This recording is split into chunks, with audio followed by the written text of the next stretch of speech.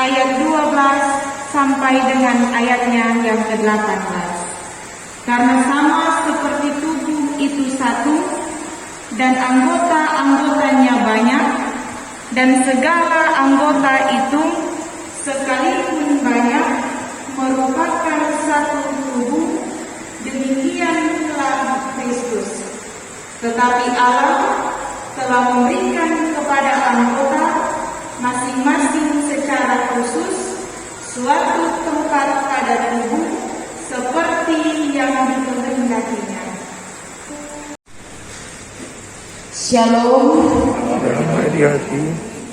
jemaat yang tentunya dikasihi dan diberkati Tuhan kita Yesus Kristus.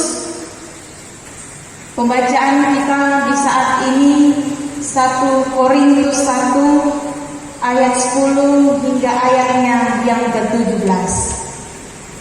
Jemaat Korintus ini adalah sebuah kota di Yunani yang pada zaman Paulus sebagai kota metropolitan Yunani. Kota ini terdiri dari berbagai agama, kepercayaan, budaya, dan para pendatang yang keluar masuk dari kota ini. Seperti halnya kebanyakan kota yang maju dan makmur pada masa kini. Kota Korintus juga menjadi kumpulan orang-orang kaya secara materi maupun pengetahuan, namun angkuh secara intelek, dan banyak juga yang angkuh secara rohani. Segala macam dosa merajalela di kota ini. Dan ketika Paulus meninggalkan kota Korintus ini untuk memberitakan Injil ke tempat lain, dia tiba-tiba mendapatkan berita. Dia mendapat berita dari keluarga Chloe bahwa telah terjadi perselisihan di jemaat Korintus. Dan perselisihan itu menimbulkan perpecahan di tengah-tengah jemaat. Mereka yang seharusnya meningkatkan kualitas iman dan pelayanan justru sibuk mempersoalkan masalah ajaran atau dogma dan siapa yang hendak mereka ikuti dalam suatu golongan tersebut. Ada 4 golongan yang kita baca tadi: golongan Paulus, golongan Apolos, golongan Kefas, dan golongan Kristus. Untuk itulah Paulus mengirim nasihat ini kepada mereka agar tetap menyembah dan mengikuti Kristus dalam kehidupan mereka setiap hari. Jemaat Korintus ini banyak menghabiskan energi mereka, waktu, dan pikiran hanya untuk memperdebatkan hal-hal yang tidak berhubungan dengan pengembangan pelayanan. Bukannya bersama-sama untuk menyampaikan Injil, mereka malah asik membuat golongan masing-masing dan berdebat serta berselisih dengan membanggakan golongan masing-masing yang mereka akan ikuti. Sehingga apa yang terjadi? Yang terjadi adalah perpecahan dalam jemaat. Mereka pecah bukan karena kehadiran agama lain, namun mereka pecah karena mereka sendiri, karena diri mereka sendiri. Itulah mereka lebih mengandalkan pikiran dan pengetahuan mereka sendiri, bukan hikmat dari Tuhan. Di sini kita disadarkan bahwa untuk menjaga suatu keharmonisan dan kesatuan diperlukan kesehatian setia sekata dalam Kristus, serta menjadikan perbedaan menjadi saran untuk mencapai suatu kesatuan. Itulah buah dari ketaatan kita melaksanakan tugas yang diberikan Kristus kepada kita. Dan Rasul Paulus tidak tergoda sama sekali. Dia tidak tergoda untuk memperkuat golongan atau orang-orang yang mendukung atau memujanya. Justru sebaliknya, dia menegur setiap golongan mereka agar semua hanya tertuju kepada Kristus saja. Sebagai kepala jemaat, persatuan, kesepakatan, kebersamaan, atau kesehatian harus menjadi modal utama. Dan yang terpenting harus dimiliki jemaat Korintus, yaitu untuk memberitakan Injil Kristus.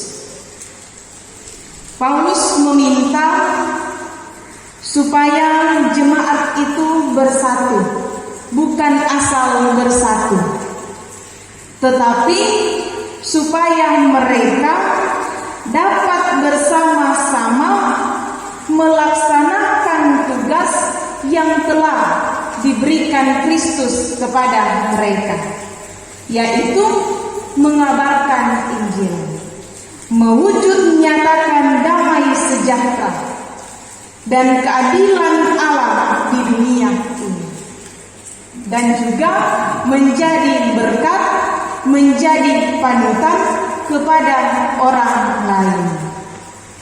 Paulus mengungkapkan bahwa dia melayani Tuhan bukan supaya dia ditinggikan atau dipuji-puji orang, melainkan agar Tuhan yang ditinggikan, Tuhan yang dipermuliakan. Paulus tidak meminta jemaat seia sekata hanya untuk menghormati dia, melainkan karena Kristus yang harus dihormati di dalam dunia ini.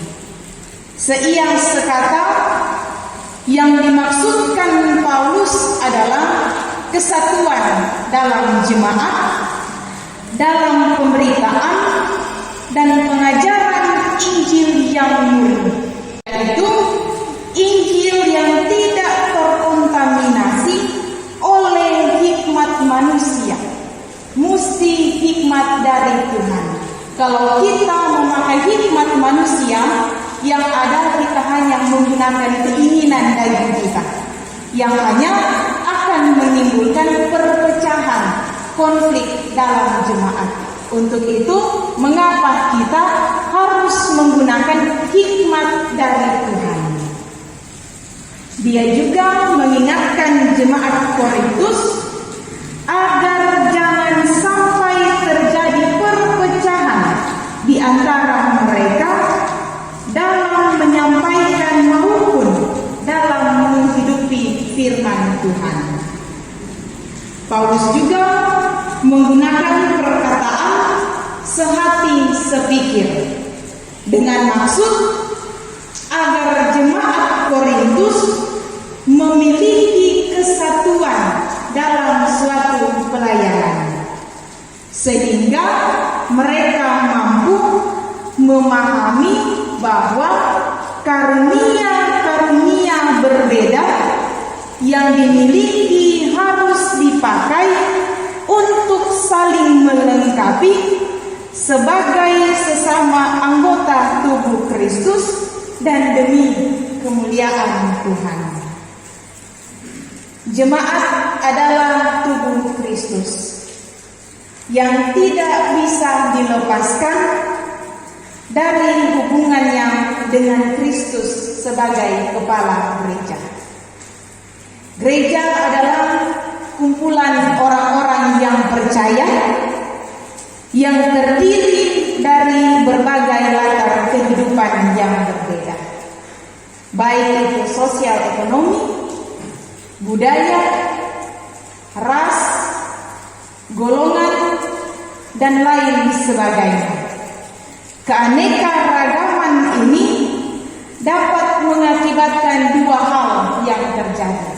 Yang pertama, dapat mengakibatkan keberhasilan pelayanan karena setiap anggotanya saling menghargai, saling memperlengkapi satu dengan yang lain. Kedua, dapat mengakibatkan terjadinya perpecahan dalam persekutuan karena adanya perilaku yang hanya mementingkan diri sendiri, saling menyalahkan dan menjatuhkan satu dengan yang lain, serta menganggap kelompoknya lah yang paling benar, yang paling betul, yang paling setia di hadapan Tuhan. Tugas memberitakan Injil adalah kita sebagai orang-orang yang percaya. Paulus menasihatkan jemaat Korintus dan kita semua sebagai orang yang percaya agar kita juga mampu memberitakan Injil itu kepada semua orang. Pemberitaannya tidak hanya melalui kata-kata saja, namun beritakanlah melalui pola hidup yang benar di hadapan Tuhan, di antara sesama kita manusia. Selain itu, jangan pernah menyombongkan diri atas pelayanan maupun perbuatan baik yang kita lakukan. Lakukanlah kebaikan demi kemuliaan Tuhan, seperti yang Paulus lakukan. Dia tidak ingin namanya lebih dikenal dari orang lain. Dia ingin hanya nama Tuhan yang dipermuliakan. Bekerja di dalam pelayanan, kita tidak bekerja seorang diri.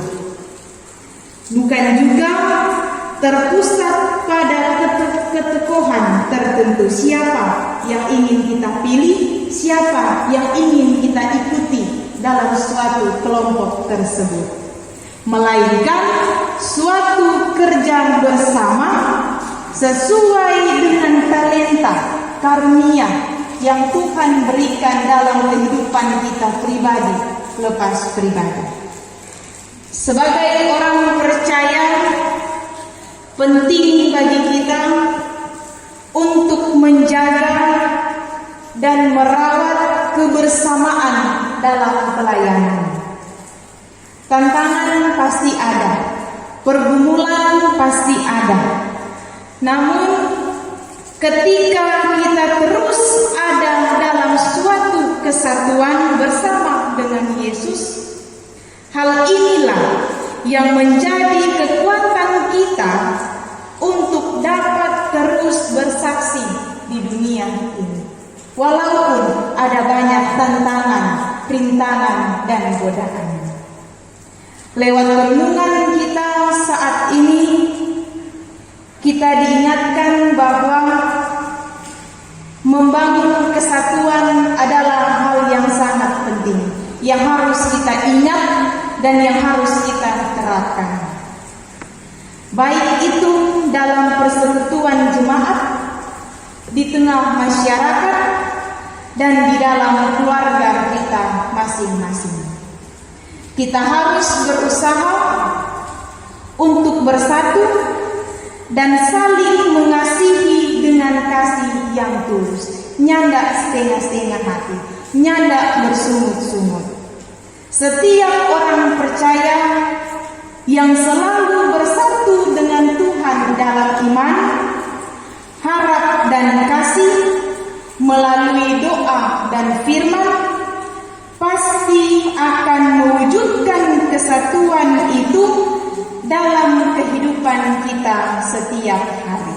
Sebab itu, jadilah pribadi yang selalu bersekutu dengan Tuhan, maka kesatuan dalam keragamaan akan terwujud dalam kehidupan setiap hari, dan hanya nama Tuhan yang kita puji, sembah, dan muliakan dalam kehidupan kita.